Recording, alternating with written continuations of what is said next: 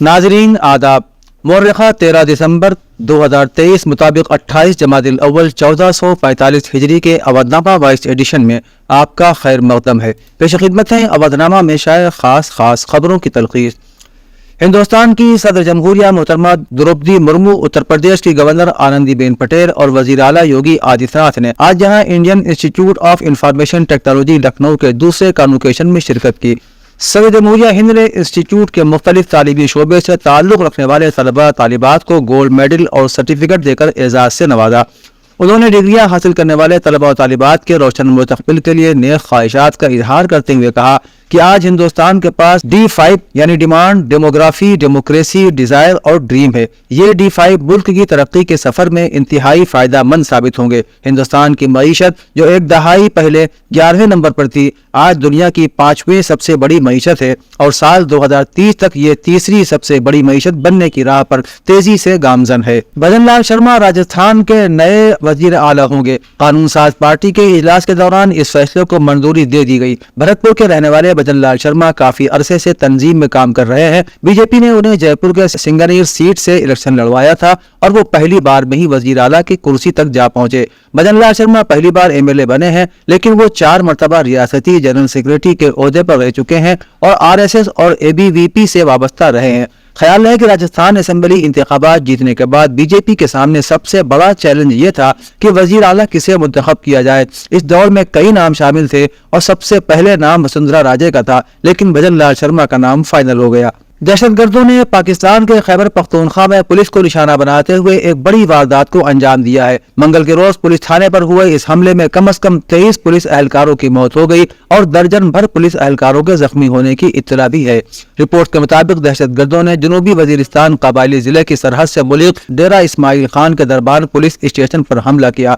Police का कहना है कि हमले के बाद सिक्योरिटी फोर्सेज और हमला आवरों के दरमियान गोलीबारी हुई, जिसमें 23 सिक्योरिटी एहलकार हलाक हो गए और 16 दीगर जख्मी हुए। इस दरमियान खैबर पख्तूनख्वा पुलिस ने मुत्तला किया है कि तसादुम में पुलिस ने 2 दहशतगर्दों को भी मार गिराया है। मरकजी हुकूमत ने सुप्रीम कोर्ट को मुत्तला किया है कि मुल्क के मुख्तलिफ हिस्सों में गैर कानूनी तरीके से मुकीम मुहाजिरीन की तादाद का पता लगाना मुमकिन नहीं है। ऐसा इसलिए क्योंकि गैर कानूनी मुहाजिरीन खुफिया तरीके से मुल्क में दाखिल होते हैं। दरअसल सुप्रीम कोर्ट शहरियत कानून की दफा 6A के आईनी जवाब मामले पर समाअत कर रहा है। यह मामला आसाम में गैर कानूनी तौर पर रहने वाले मुहाजिरीन से मुताल्लिक है। इस मामले में हो रही समाअत के दौरान मरकजी हुकूमत ने हलफनामा दाखिल करके बताया है कि मुल्क में रहने वाले गैर कानूनी मुहाजिरीन की असल तादाद के बारे में पता लगाना नामुमकिन है।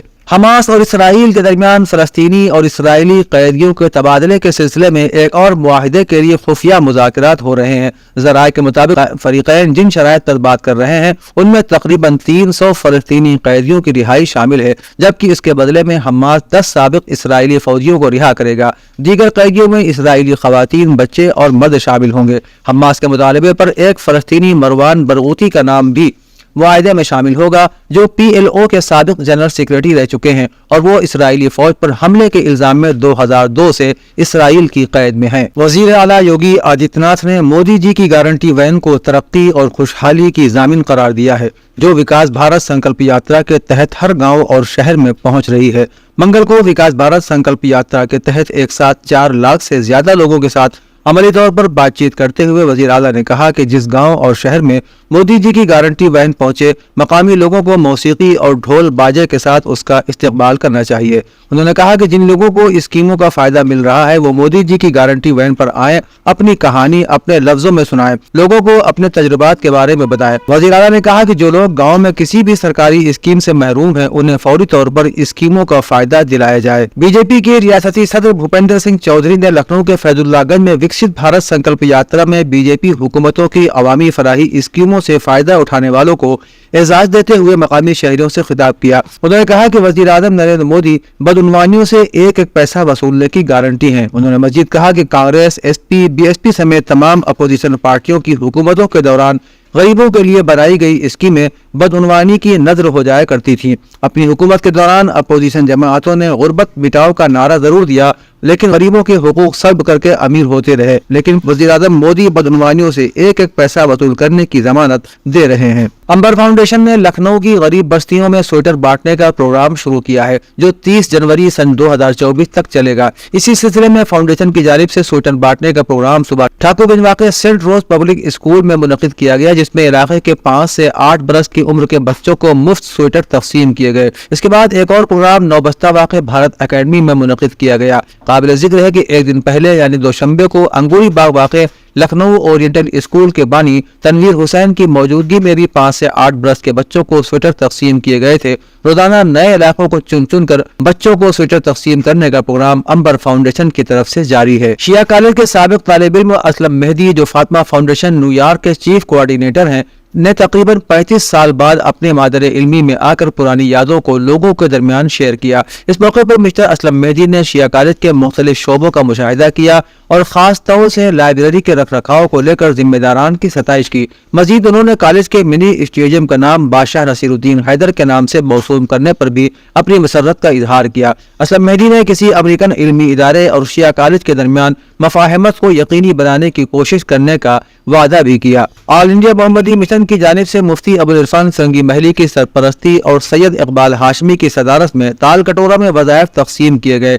सैयद इकबाल हाशमी ने कहा कि खिदमत खल्क बेहतरीन इबादत है। मखलूक खुदा की खिदमत इंसानी अखलाक का आला जौहर है। जो इंसान बंदगान खुदा की खिदमत करता है, अल्लाह रब्बुल इज़्ज़त के नज़दीक उसका मकाम मर्तबा बुलंद हो जाता है। उन्होंने कहा कि मौजूदा हालात में अवामुन्नास मुख्तलिफ परेशानियों में मुब्तला है, इसलिए साहिब सरवत अफराद आगे आकर परेशान हाल लोगों की दिल खोल कर मदद करें।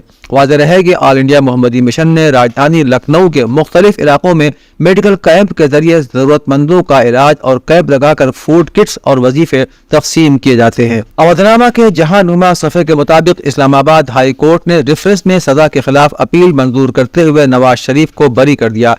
नवाज शरीफ के वकील अमजद परवेज ने बेनामी मुकदमा से मुतालिक 13 अदालती फैसले अदालत में नजीर के तौर पर पेश किए। उन्होंने मुख्तलिफ अदालती फैसलों के हवाले से बताया कि मुकदमात में मुलजिम को मासूम समझा जाता है। उन्होंने मजीद कहा कि इन फैसलों में कहा गया है कि मुकदमात में इस्तिगासे को इल्जाम साबित करना होता है। फैसलों के मुताबिक बार सबूत इस्तिगासे पर होता है, न कि मुलजिम पर।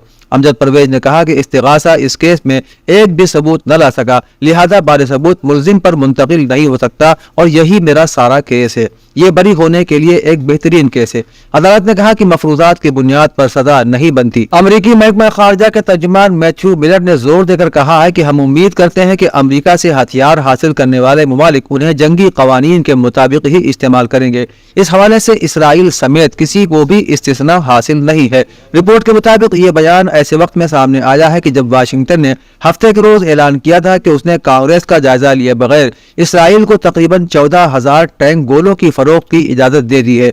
अमरीकी महकमा खारजा ने कहा कि इसराइल को फौरी तौर पर टैंक गोला बारूद की जरूरत है, लेकिन इससे बैनुल अक़वामी इंसानी कानून की मुकम्मल तालीम के फ्रेमवर्क के अंदर काम करने के उसके अज़्म को कम नहीं किया जा सकता। रूस के सदर व्लादिमीर पुतिन ने कहा है कि मुल्क के पैसिफिक बेड़े में 2 नई जौहरी आबदोजों को शामिल किया जाएगा। मिस्टर पुतिन ने दोनों आबदोजों की परचमकुशाई तकरीब में कहा कि बहुत जल्द पानी के अंदर मिसाइल बरदार पनडुब्बियां अपना काम शुरू कर देंगी। ये सबमरीन जौहरी ताकत से चलने वाले जहाजों की चौथी नस्ल से ताल्लुक रखती हैं। इसे 29 दिसंबर 2022 को लॉन्च किया गया था। एटमी ताकत से चलने वाली ये आबदोज मिसाइलों और जदीद आलात से लैस है। दिसंबर 2023 तक 7 आबदोज बहरी बेड़े में पहुंचा दी गई हैं। बाइडन इंतजामिया ने गुज़श्ता रोज कहा कि वो गजा से आने वाली उन तस्वीर से परेशान है जिसमें मर्दों को बरहना दिखाया गया है। गुज़श्ता हफ्ते इसराइल ने हमास के मुज़ाहिमतकारों को गिरफ्तार करने का दावा किया था और उनकी फुटेज भी नशर की थी जिसमें मर्दों को गजा में बरहना हालत में सर झुकाकर बैठे हुए दिखाया गया था।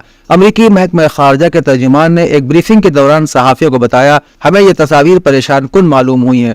मिलर ने मजीद कहा कि अमरीकी हुक्काम ने इन तस्वीर का मसला इसराइलियों के साथ उठाया है और कहा है कि तमाम कैदियों के साथ बैनुल अक़वामी इंसानी कानून के मुताबिक ही सलूक किया जाना चाहिए। अक़वाम मुत्तहिदा की 193 रुकनी जनरल असेंबली में गज़ा में जंगबंदी की करारदाद पर आज वोटिंग का इम्कान है, जिसे गुज़श्ता हफ्ते 15 रुकनी सलामती काउंसिल में अमेरिका ने वीटो कर दिया था। رائٹرز کی رپورٹ کے مطابق اقوام متحدہ کے رکن ممالک جنرل اسمبلی کی قراردادوں کی پاسداری کے پابند نہیں ہوتے، لیکن یہ قراردادیں سیاسی اعتبار سے اپنا ایک وزن رکھتی ہیں اور عالمی خیالات کی عکاسی کرتی ہیں۔ یہ ووٹنگ ایسے وقت میں ہو رہی ہے کہ جب ایک روز پہلے سلامتی کونسل کے 12 سفیروں نے مصر میں رفح بارڈر کراسنگ کا دورہ کیا ہے۔ یہ واحد جگہ ہے جہاں سے غزہ میں محدود مقدار میں امداد اور ایندھن بھیجا جا رہا ہے۔